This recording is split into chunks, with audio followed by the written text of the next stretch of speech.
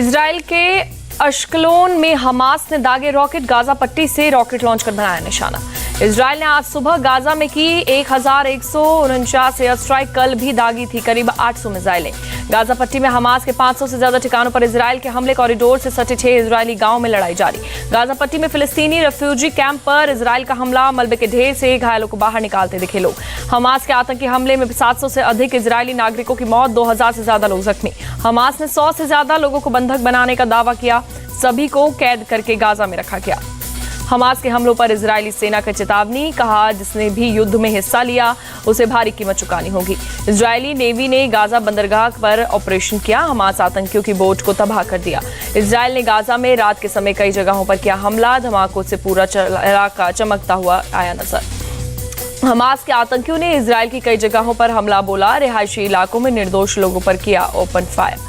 America ने जंगी जहाजों का बेड़ा भूमध्य सागर में भेजा, अमेरिकी लड़ाकू जहाज F-35, F-15, F-16 अलर्ट किए गए।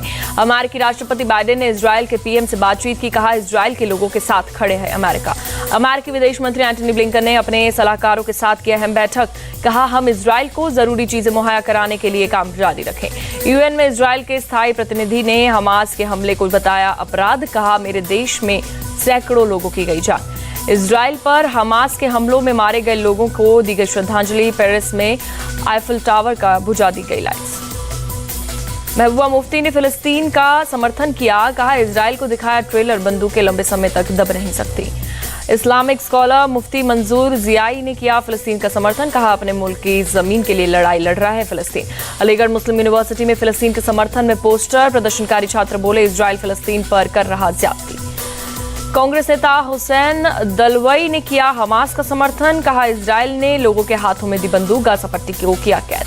JNUSU के पूर्व अध्यक्ष N बालाजी का बयान, इजराइल से अपनी आजादी की लड़ाई लड़ रहा है फिलिस्तीन।